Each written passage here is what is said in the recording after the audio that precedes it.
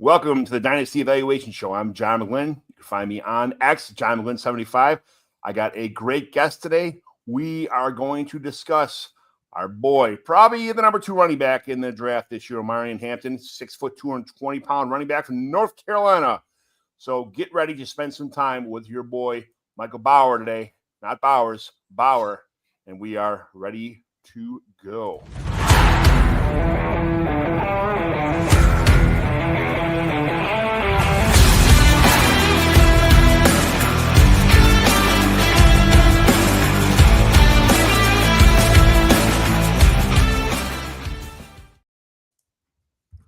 Mr. Michael, I owe you a awesome Waffle House, I guess, experience, I'll call it. I've been to Waffle House about 70,000 times in my life already, traveling around. I've been to 43 states, so I've been to a lot of places, a lot of restaurants and shit like that. So, but I've been to Waffle House plenty of times. I guess they raised the price on eggs and waffles and shit like that, but I'll take care of all those expensive if we're going to go together, okay?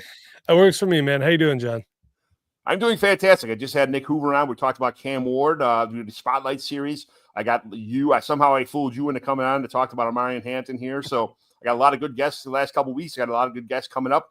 We're going to go all the way to the NFL draft, try and get about 15 receivers, about 15 running backs, about 5 quarterbacks, and 5 tight ends. And then I'm not an IDP show. I don't really do IDP. These guys kind of love IDP around here. I have enough problems learning about my C2C leagues. I'm in 2 C2C leagues. I won the NFL and the college side in one, and in yours, I came in about half place, about 5th or 6th place in both of them. So, but it's been so much fun. It's opened new doors for me on the C2C, and I listen to all your shows too.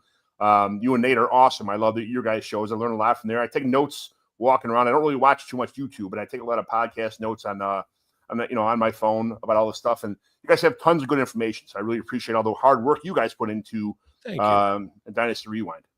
Yeah, it's a lot of work, like you said. The off season, everyone's like, "Oh, football's over. Your job gets easier."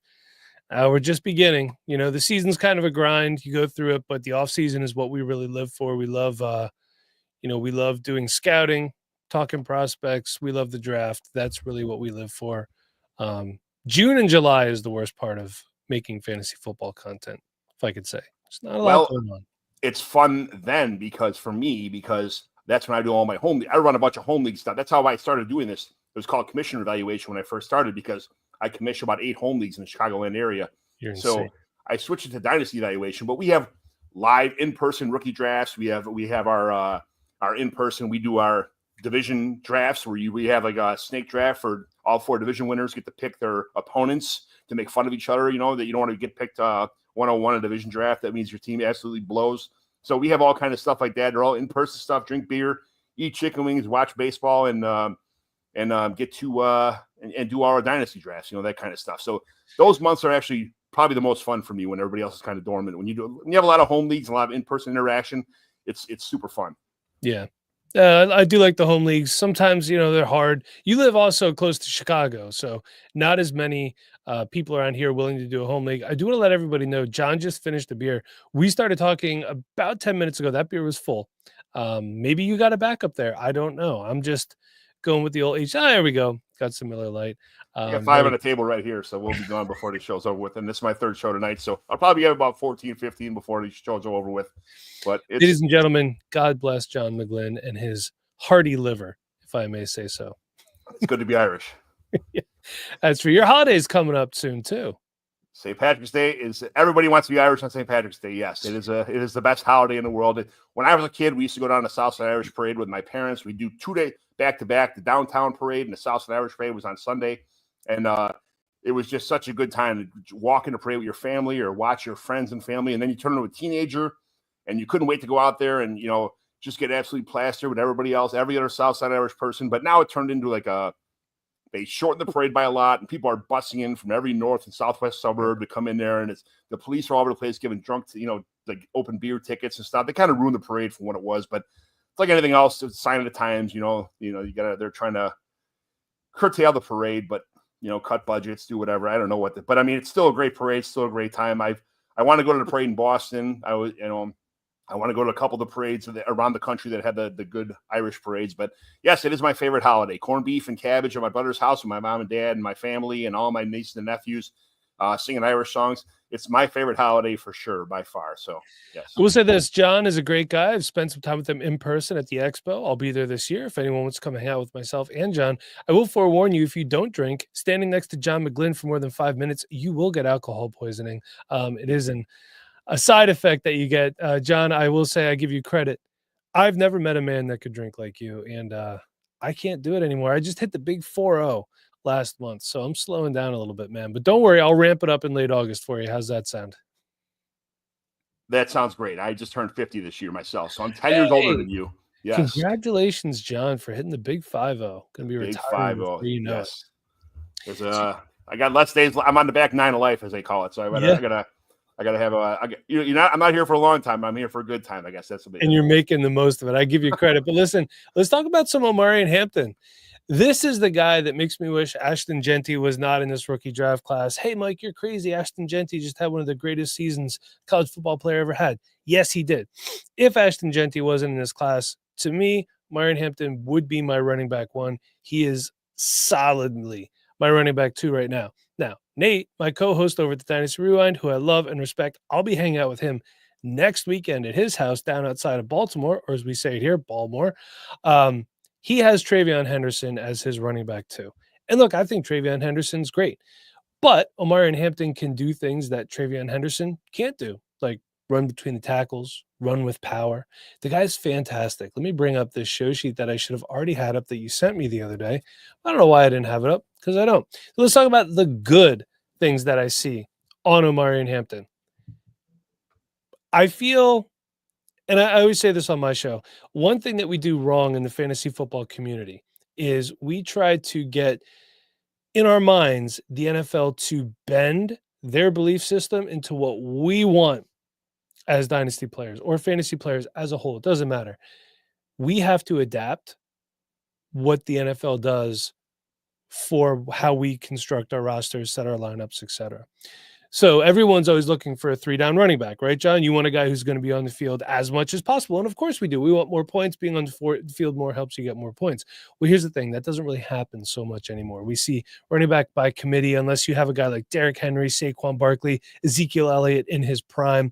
Omarion Hampton is as close to a true 3-down running back that you're going to get in this class. And that's not a knock on Ashton Genty, Quinshon Judkins, Devin Neal, anything like that.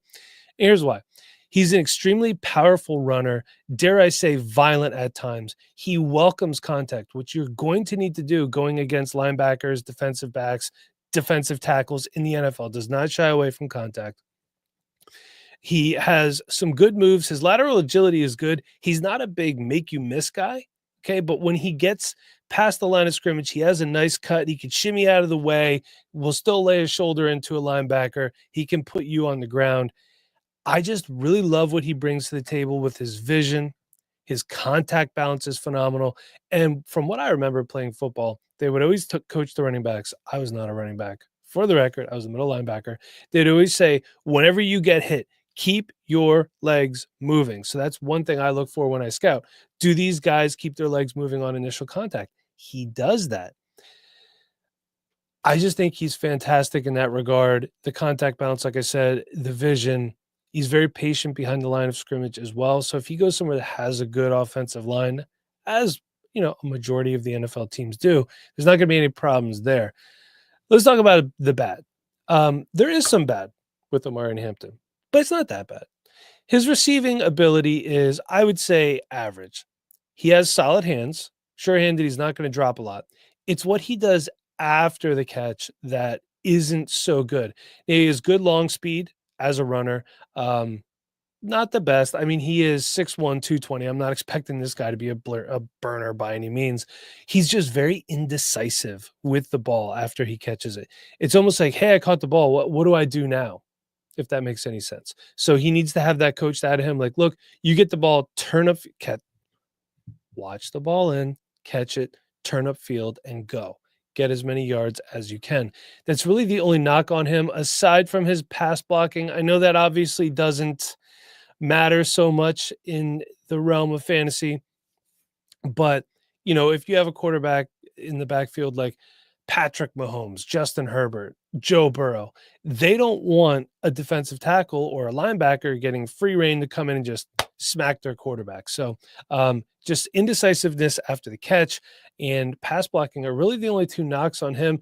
As far as the receiving, not a lot of route diversity that I saw. It's mostly screens, dump offs, checkdowns. I don't see him lining up split out wide. I don't see him lining up in the slot or anything like that. It's just, there's really not a lot wrong with his game. I know people are going to be, oh, he plays in the ACC. Okay. Ashton Genty plays in the Mountain West. Should be the WAC, by the way. Bring back the WAC. Remember when it was the WAC conference? I think it was. Bring back the WAC. Yeah. Can we make that happen? Do I have any clout here to make that? I don't have any clout to make that happen. But, there's a lot of things. Let me go back to my scouting report here.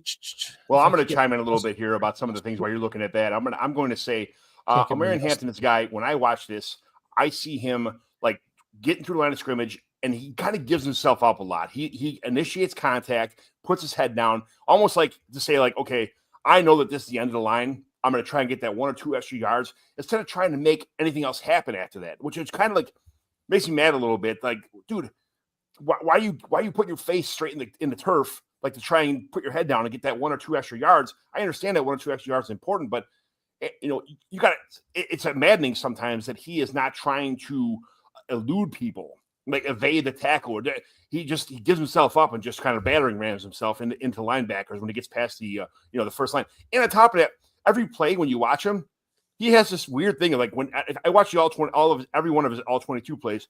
I think every play, as soon as it says hike, the ball snapped and he pops up in the air and it comes back down. He instead of just boom. And I understand that that's part of the play. It's letting the offensive lineman move, but their offensive scheme is not that sophisticated where he has to wait an extra half second for things to develop in front of him. It's almost like it became a bad habit at this point in time for him. So I will say this: everything you just said to me is all stuff that could get coached out of him within a year of being in the NFL. In my opinion, sure. I understand that too. I get it. I mean, he is a great receiver. I mean, his receiving yards are fantastic. He's got a lot of yardage, as far as that goes. He brings a lot of stuff to the passing game. At least anyway, he's somewhat of a. He's not like Derrick Henry where you're throwing the ball and he drops it unless it's more than like 5 yards away, kind of thing. Or if you're Derrick Henry and Cooper DeJean's in the area. Sorry, it just gets smoked. Yeah. Yeah, that was absolutely fantastic. Congratulations on your Eagles Super Bowl championship this year, by the way. That was fun. It was great. I think everybody wanted to see Mahomes kind of go down anyway, so It is what it is. But there's some of the goods I see him. He's not a guy I guess, how do I say it? Like Caleb Johnson is very good. He's got huge holes. I mean, he breaks a ton of arm tackles.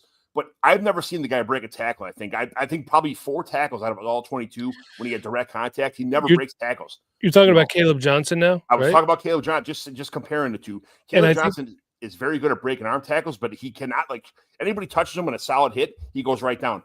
Omarion Hampton, like, kind of like delivers the blow and tries to get 1 or 2 or 3 extra yards sometimes. And he actually breaks tackles because of his physicality sometimes. Are you reading my scouting notebook, John? Because I did say that about Caleb Johnson as well. And I will say, if we're comparing these two runners, because I think they'll get lumped in together being what most people consider a power back.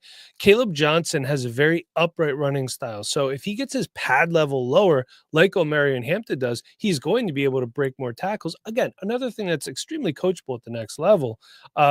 Yeah, I do like, you making that comp between Caleb Johnson, Omarion Hampton.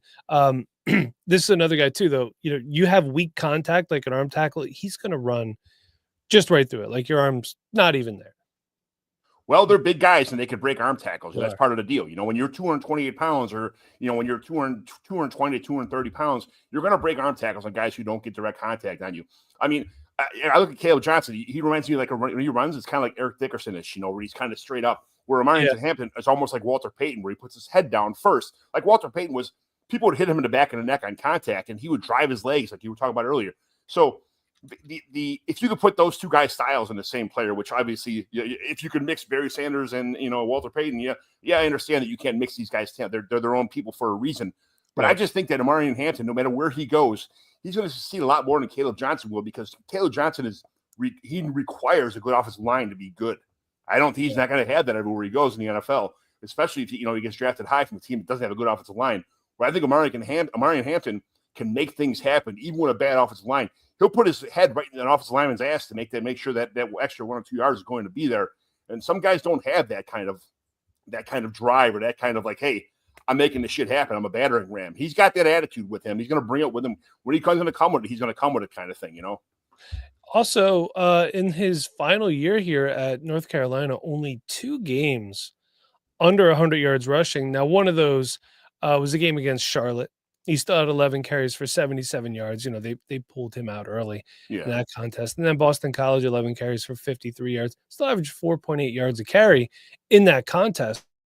You look at his rushing attempts, we're talking 30, 11, game he got pulled early, 25, 19, 29, 23, 18, 26, 32, 35, 11 for 53. That was his other game under 100 yards, and then 22 carries. So in his career, his 622 career carries, he averaged 5.7 yards per carry. A lot of people say things like, I don't want anybody that didn't average at least 6 yards a carry in college. Yeah, I get it, but this isn't, he's not the most explosive guy as far as just has a huge initial burst, takes a little bit to get up that head of steam. But if you think about it, the NFL teams, they typically play their games in a 10-yard window. Okay, so anything you get past that 10-yard is a bonus, really. And in those 10 yards, he's extremely violent, he's extremely physical, and he's not a liability in the passing game either. So these are all intangibles that I look for when I'm scouting a player. And if the Eagles didn't have Saquon Barkley, glad we do, I would be like, hey, draft Omarion Hampton. But you can't draft a running back like this at 32 overall, John. Yeah. I'll tell you what, man. You might be able to, actually. It ain't going to happen. There's not a chance. No, they wouldn't anyway. They do need a backup running back. And the good thing is, I do want to say one thing, and I was thinking about this today. I wanted to say this on this show. Get your running backs this year and your quarterbacks next year. Yes. And your tight ends this year as well, because the quarterback class is better next year. The running back class is worse, and the tight end class is worse. But I think the wide receiver class might be better next year than it is this year. So we just did a 3-round rookie mock draft, super flex tight end premium, and we still had 7 or 8 running backs go in the first round, and a tight end premium and a super flex startup, like a rookie draft. That's pretty telling. Who was your tight end one? Was it Tyler Warren or Colston Loveland? Oh, it's Tyler Warren, and then I think I know we're talking about like as far as tight ends are concerned, but I tell you what, man, Elijah Arroyo was probably my tight end too behind Tyler Warren. So, for me, I had Harold Fannin Jr., but then I was watching Mason Taylor from LSU more. Yeah. I like Harold Fannon's versatility, which I think could be utilized very well at the next level. I don't think he's going to be. I think he's more of a college tight end than he is going to be a pro tight end. I just think he's going to get washed away in the NFL. I think he's just not a pro tight end. I'm talking about Harold Fannin. Do you remember Chris Cooley that played with the at-the-time Redskins? I think Harold Fannin could be a Chris Cooley type player, like the old school throwback H-back type player. Line him up at tight end, line him up in the backfield, split him out wide, use the versatility. I made the comp on one of the pods we did. Harold Fannin Jr. is everything we hoped that Kylan Granson would be when he was drafted by the Colts. Because Kylan Granson kind of has a similar size and frame that Harold Fannin does. I don't think the H-back's going to work because he's not that good of a blocker. So if he's going to play fullback once in a while in the H-back position, I don't think he's not going to be able to take on defensive ends or blitzing linebackers at the H-back position. So that's what kind of like scares me about that. I feel like they don't teach blocking very well at the college level. I feel like it's one of those things, if you can come in and do it, great. If not, just get yards, as a receiver, or as a runner, whatever. Compared to Mike Gesicki a lot is what I'm kind of scared of. Like just a guy who's an athletic guy, they're going to have to leave on the outside in the slot position, and he won't be able to do anything else besides catch the ball and run. That's not a bad deal because we saw Evan Ingram and a lot of guys that are around his area size like do the same thing and to do it at a very high level. So it could happen, but he's got to land in the right situation for all the stars will line for Harold Fannin is what I think. But man, we are off track here at a tight end. I love talking about tight ends. I can talk about them all night. You got the right guy. You can come back for a tight end show. Gladly. Let's do it. But any other like I guess here's another question. Okay, we talked about the good and the bad a little bit. Intangibles. Anything like we talked about some things about people have like family in the NFL or situations where they maybe they had some off-field problems, or guys who show up and they're the leader of the pack or the A student that's the first one in the weight room, last one out. Any like off-field kind of like spill the tea kind of stuff going on with Hampton? Not that I'm aware of. I looked a little bit. I didn't really see anything. So I'm not sure. Usually if there's something bad going on, you hear about it. Did you hear Right. anything by chance? I did do some digging, but I didn't see anything. Little bit of like I think he was the one. Was he the one that got a DUI in college, and that's why he went back? Is that Hampton? I don't remember. I don't want to. I don't want to say that if it didn't happen to him, but I know he had something going on like that gave him kind of a black eye, like in after like last year. But I don't know. My whole thing with that is we can't expect these young college kids to be pillars of society. Right. Well, I was an idiot when I was 21. You know what I mean? It's what do we expect? And this is what he has off the field issues. He got into a fight. Okay. People get into fights all the time. So what? Yeah. Do you remember there was a wide receiver that played for the Eagles for 4 years named Quez Watkins? And after he was drafted, all I kept hearing are his off the field issues are well documented. It took me hours of digging to find out what his well documented off the field issues were. And that was a couple times he went to class and forgot his backpack and got into an argument with a teacher. So I do think that when we hear things like that, the media finds narratives, and content creators like we are, they find narratives and they just keep pushing them. So, a DUI, is it a good thing to do? No, it's not good. People could die. But it's like Jalen Carter was in a bad accident or something like that. I guess somebody got really hurt or passed away. I'm not 100% sure. I don't remember. But these people, they're young guys. You got women throwing themselves at you. Now with NIL, you have colleges and universities and boosters throwing money at you. People are cheering for you in the stands on Saturday. You're going to inflate these kids' egos. What do you expect? Right. They're not going to be choir boys. I'm still an idiot and I'm 50, so I get it, So. But we love you for that, John. And look at what you guys did, because the Bears didn't think they could handle the situation with Jalen Carter. They passed up on him and just handed you gift wrap this Christmas Day present of Jalen Carter, and look what he's turned into. Yeah, shoving Patrick Mahomes' face mask right back into his face. Absolutely. That was great. So where do you think Omarion Hampton is going to go? Like, first of all, we'll talk about the NFL draft projection, and then fantasy football draft projection, and then what team do you think he's going to go to? So first of all, what range in the NFL do you think he's going to go to? Well, so this time of year, I like to use NFL Mock Draft Database to kind of look, and that is a hell of a website to type in: www.nflmockdraftdatabase.com, former sponsor of the pod. They're projecting him to go in the second round, 46th overall. So that's like about the 14th pick in the second round, which seems about fair. And again, when we look at this and you see projections, these are people doing true NFL mock drafts. People are like, how could he go in the second round? We don't just draft offense in the NFL draft. We also draft defense. Offensive linemen get drafted highly, especially tackles like that. That seems like a very good spot for him, in my opinion. Ashton Genty should be the number one running back off the board, rightfully so. As far as a team, I don't know.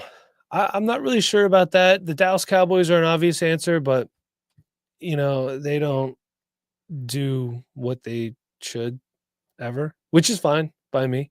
I think a good spot for him would be a place like the Raiders have a glaring need at running back. The Chargers have a glaring need at running back. I even like the Commanders as a dark horse for Omarion Hampton. He would be an upgrade over Brian Robinson Jr. And I love Brian Robinson Jr. Austin Eckler is either 30 or pushing 30, and pair him with Jaden Daniels. Yeah, sign me up for that, for sure. Giants could use a running back. I don't want to hear about Tyrone Tracy. It was a nice story, but get the Antonio Gibson part 2. Yeah, like kind of. Yeah, exactly. I like to look at WalterFootball.com. They've been around for a long time. They do a lot of I'm on them right now, kind of going through to see what Charlie and these guys have as far as where Omarion Hampton's going. So, I mean, obviously everybody wants Ashton Genty to go to Dallas at number 12, and that's why wouldn't you? I mean, it's just that's the marriage of all marriage. That's the handsome guy, the handsome quarterback, and the cheerleader getting together on the same page kind of thing. So I get it, but let me see where Walter Football has Omarion Hampton going here. So talk about the fantasy football projections as far where's he going to go in your fantasy football drafts. Where has he been going in your fantasy football drafts as far as that goes? Right now he's like 10, I think he was 106, 107 in that area. And I think that's about where he'll go to the end of the first round at the latest, depending on whether or not the people in the league like his landing spot. I think that's what, to me, I think that would be a perfect range for him. You're going to get, especially I play mostly super flex. So you're going to get a quarterback or two that are going to go before him. Obviously, Genty. You might have someone like a Travion Henderson or Quinshon Judkins Truther that will take those guys ahead of Omarion Hampton. And hey, if that's your guy, get your guy. I have no problem with that. I do think Travion Henderson, though, for talking about him real quick, I think he would be better served in a Shanahan McVay offense where they're going to create space for him and not make him run up the gut. Because that's not his game. Omarion Hampton can kind of do whatever you need him to do. He's really good. It said that on Walter Football, it said Omarion Hampton's going to the Raiders at pick 37 on Walter Football. Okay, that would be a good spot for him. Yeah. Yeah, I would like that a lot. I think that's good. Fills a need. They need absolutely. a quarterback too. They can need some more help at wide receiver. Wouldn't it be funny if the Raiders signed Aaron Rodgers and then re-signed? Shut up, Kevin. Re-signed Devontae Adams. Hey, it could happen. All right. That guy's always got to troll me, man. You don't play any. We're in a league together, Kevin. He comes on here once in a while and just says some shit like, and it's like, I love Kevin. In person, he came to Chicago to meet with Nick for Nick's like kind of an impromptu bachelor party. Kevin's awesome. He loves you. He loves Nick. He likes me sometimes, but he's an awesome guy. I love Kevin, man. He's a great dude. But Omarion Hampton to the Raiders. That just seems like a natural fit without trades just happening. I feel like if Omarion Hampton fell in the Raiders' lap, that would be great. I just don't want to see him go somewhere where he's going to get wasted, where he's not going to get an opportunity per se. Like, I think if he went to Kansas City, he'd probably be wasted there. He could be Josh Jacobs in the Raiders. I think that's what they have envisioned. When you have a guy like Omarion Hampton on your radar, you're thinking, I'm getting Josh Jacobs part 2. A guy that can catch the ball, a guy that can run the ball, a guy that's good between the tackles, a guy that's going to carry. We just talked about how many touches he had in his senior year, 25, 28, 29. A guy that can carry the ball like Josh Jacobs did when he was there. So if you're going to have a one-on-one replacement and this is what you want to build your team around, I mean, this is a perfect situation for him. I got another one for you. What about the Raiders? I'm sorry, not the Raiders. The Vikings. I'm sorry. I don't know where I came up with the Vikings would be great. The Vikings is another one that definitely needs a Aaron Jones is a free agent, if I'm correct. And yeah, he is. So he's technically under contract for until 2028, but those are all void years, and he's 30. So yeah that would be good for him as well. There's a lot of, I tell you what, man, there's a lot of teams that I really, really would love to see him on. He could fit he'd be good in Jacksonville. They could. Bigsby, baby, come on. Get out of here with that. You can go to Cleveland. Cleveland would be a great spot. They can really. No, don't do that. Don't do that to Omarion Hampton. Just re-sign Nick Chubb. Nick Chubb's done. They need to figure out their quarterback situation before the Browns do anything else. They need to find a way to move on from Deshaun Watson. He don't got it. They're getting Cam Ward. I think they're getting Cam Ward. That's fine. I love Cam Ward. He's currently my quarterback 1 in this class over Shedeur Sanders. Me too, for sure. Because he throws a better ball than Shedeur Sanders. Right. So it's my opinion. What beer number is that, John? That's number 3 for this show. I've only had 3 this show. I only had 1 last show. So let's see.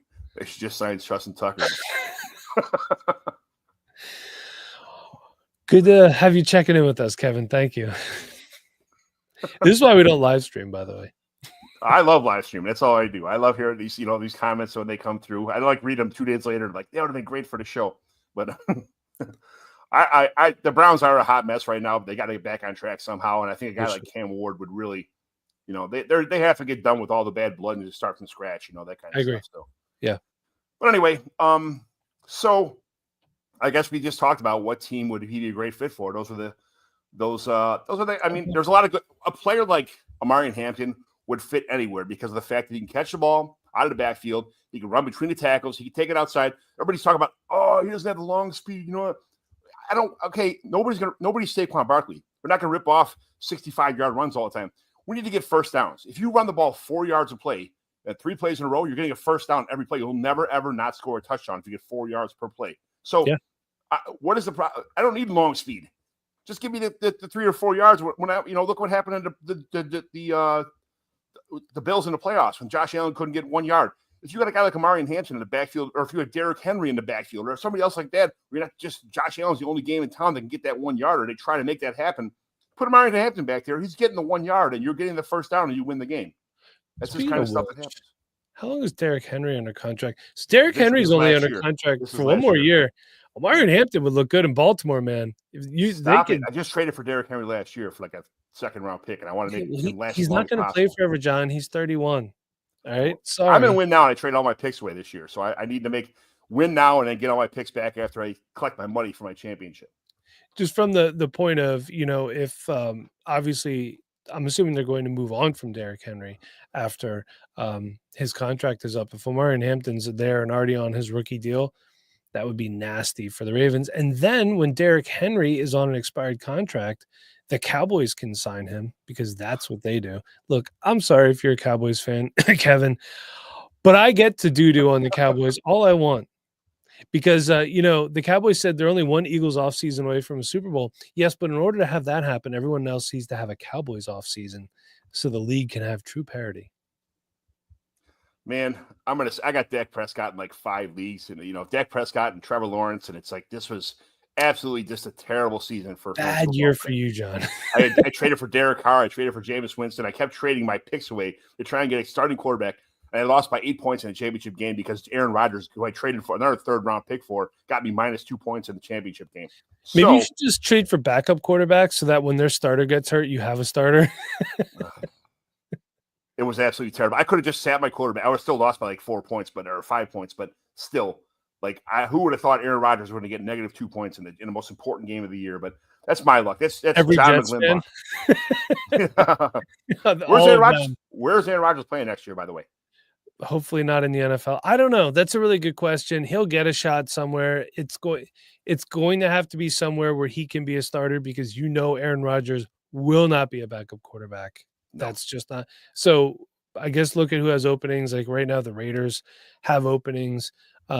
Technically, the Vikings have openings if you think about it because J.J. McCarthy's coming off the torn ACL. Sam Darnold's a free agent. But I will say this: the Steelers have an opening. Don't do it, Justin Fields.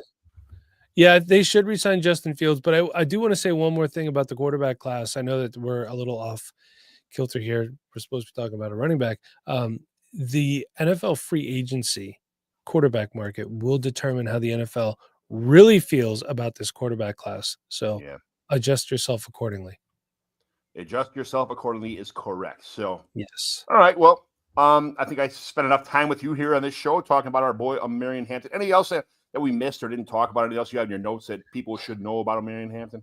No, nothing else about Omarion Hampton. I do want to let you guys know if you have some picks early in next year's class, there's a running back going to Oregon, Mekhi Hughes. He is a transfer up from Tulane, 5'11", 205, I think. He's got a nice stocky build. He has some good long speed on him. So watch Mekhi Hughes at Oregon this year. I think he's going to be a draft riser this time next offseason. Yes, sir. I need to make some trades in my C2C leagues. I absolutely love that C2C format. I've been watching more college football this year. Aren't you glad that I asked you to join it? I am. I really appreciate it. I felt loved, first of all, and then I felt awesomeness after I was in there for a while. So, yes, thank you very much. It's very nice. So, Mike, where can everybody find you at? You can find me on Twitter, X, whatever the heck it's called, at Rewind CEO. You can find the podcast, Dynasty Rewind, on all available podcast platforms. And stay tuned for what we got going on. They will be announced when we know dates and times and what exactly we're doing. We got some big stuff coming up in the works, so stay tuned. I will be at the Combine next week or a week and a half, whatever. So that'll be awesome. It's only like 4-hour drive for me. It's good to be living right in the middle of the Midwest, right? Everything's like 4 hours away. I can go everywhere kind of thing. It's nice. Yeah. So are going to the combine. Me and JT are going. JT didn't feel good tonight, so he had to kind of bail on us. It happens. He had a rough weekend. It is what it is. You know, you can't do this stuff all the time. He's on like 1,000 shows a week, but Fantasy and Frames is where all this stuff's at. They got IDP. They got, you know, a little bit of they got gambling. They got hockey. They got IDP stuff with Jorge and the boys. They're doing like card opening stuff. Keith Fleming's got all kind of good stuff coming out. Fantasy and Frames got a ton of good stuff on this channel. So subscribe, like, all the good stuff. Dynasty Evaluation's on here too. So come watch me have awesome guests like Rewind CEO. Thanks for having me, John. I appreciate it. Thanks for being here, brother. Thanks, Kevin, for joining in. Thanks for all you guys who are tuning in. We will talk to you later. Dynasty Evaluation out.